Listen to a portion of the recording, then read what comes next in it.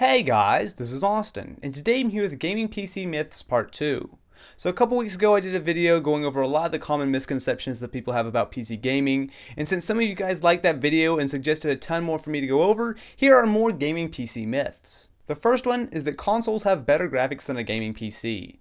Now this one really isn't true. Both the PlayStation 3 and the Xbox 360 are both pretty old at this point, and while the PS4 and Xbox Infinity will definitely improve this, they still should be no match for a proper gaming computer.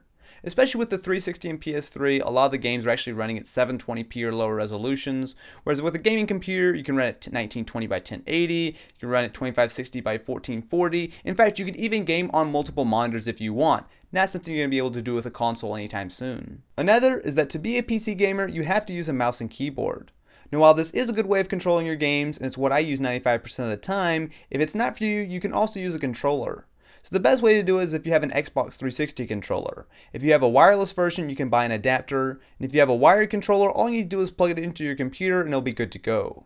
Now, not all games will support controllers. For example, you're probably not going to be wanting to use one with StarCraft. However, most games will automatically detect the controller and you'll be good to go, and even ones that don't are pretty simple to set up. Another myth is that you have to buy an expensive gamer mouse and keyboard. Now, while sometimes it does make sense to get a little bit of a nicer mouse and keyboard, for the most part this isn't necessary. So take a mouse for example. A lot of times you'll see some specialty mice which will have a bunch of buttons on them or have some super high settings, but for the most part this really isn't necessary.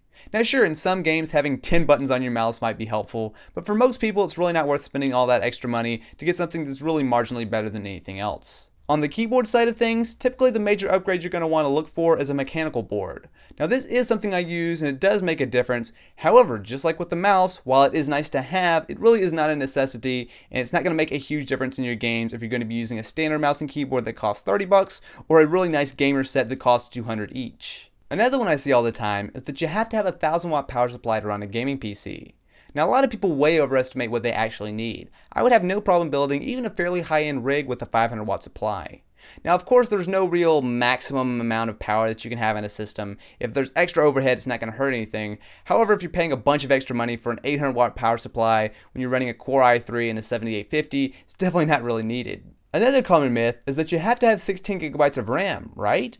The thing is, gaming PCs actually don't really need all that much RAM. Obviously, if you're going to be trying to play Battlefield 3 on a half a gigabyte of RAM, you're going to run into some issues.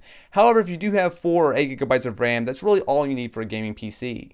Now, sometimes it can be helpful to have more RAM. So for example, some programs like Adobe After Effects and virtual machines can definitely eat up 16 gigabytes of RAM. But if you're just doing a normal gaming PC, 4 or 8 gigabytes of RAM is really all you need. And since you made it to the end of the video, I've got a special giveaway just for you guys. So I've teamed up with my friends over at HHGreg once again, who are going to be providing a 32-inch LG TV to one lucky winner. All you need to do is hit up the first link in the description of this video to enter, and you have until March 28th until we pick the winner. You can also enter to win one of 64 TVs that HHGreg is giving away for March Madness. So to do that, go to hhgreg.com/March, or I'll have another link in the description of this video, and you can enter up to once per day.